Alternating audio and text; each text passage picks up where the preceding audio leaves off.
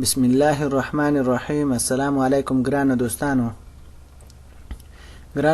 زموږ استاد نننی درس ده لیکسیون 9 یعنی نهم درس او 9 سپیل یا بخشابی غنداسې لیکل کیږي. ښه ګران دوستانو زموږ استاد نننی درس ده د دغه شیونو د نمونو زده کولو په اړه کې. ښه اوس ګورو چې موږ تاسو څنګه باید د دې نمونه زده کوو. دلته موږ تاسو ته وایي 10 الفابet یعنی دا الف با ده کنه، مثلا دا ښه غټه وړه دواړه څنګه په څنګه لیکل شوی.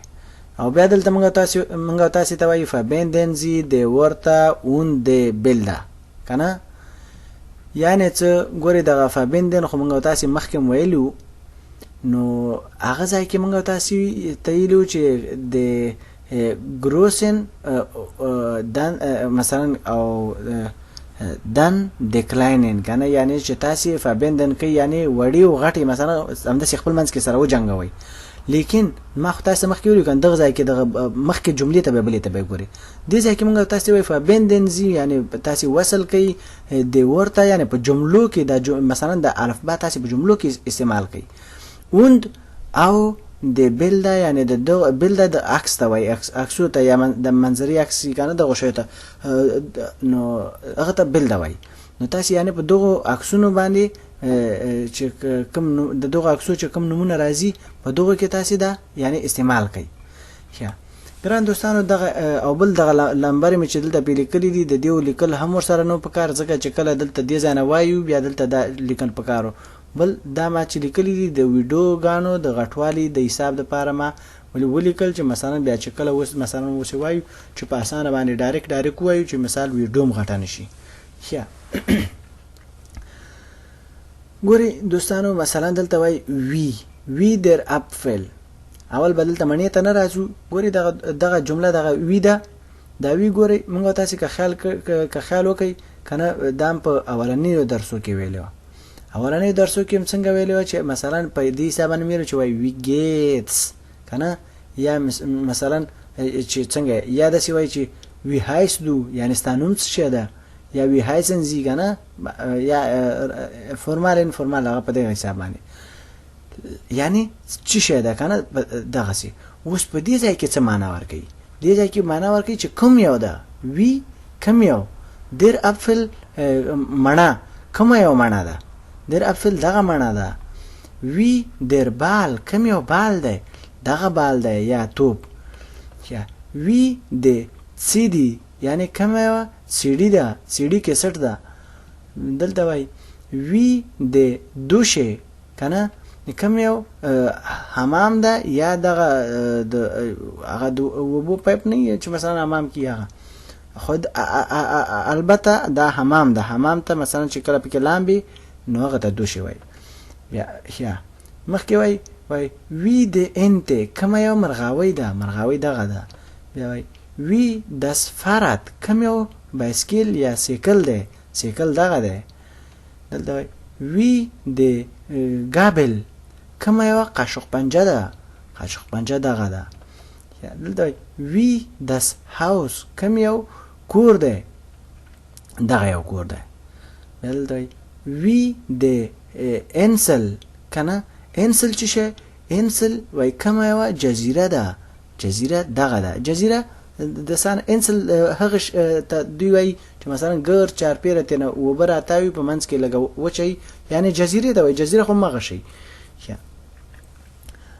دلته وای وی د یاکه کما یو کورتای ده، دغه کورتای ده. دلته وی د کنی کما یو چاینکه ده، دغه د چاینکه. دلته وای وی در لوفل، لوفل کما یو قاشوغه ده، دغه قاشوغه ده. دلته وای وی داس میسا کم یو چاقو ده، چاقو دغه ده.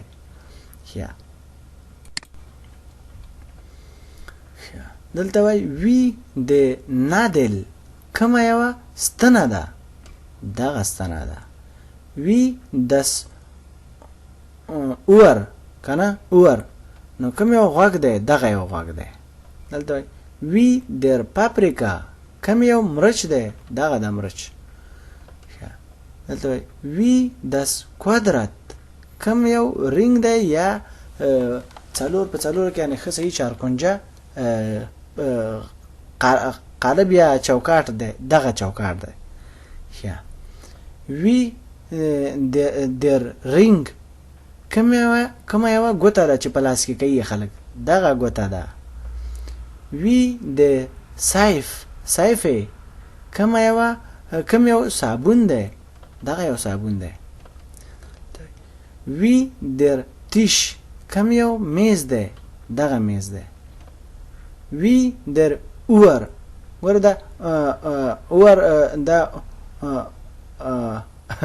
اورو دا اور یا هغه یعنی غوږ ده یعنی ساعت کوم یو ساعت دی ساعت دغه دی دلته وای وی در فوگل کوم یو مرغۍ ده دغه د مرغۍ دلته وای وی دس وی سی کنه کوم یو کمود یا لیټرین دی کنه دغه یو دی دلته وای وی دس کسلوفن کنه کوم یو هغه د باجګۍ غوندې غږی دغه نه نو دغه یو باجګۍ ده دا څه دلته وای وی دس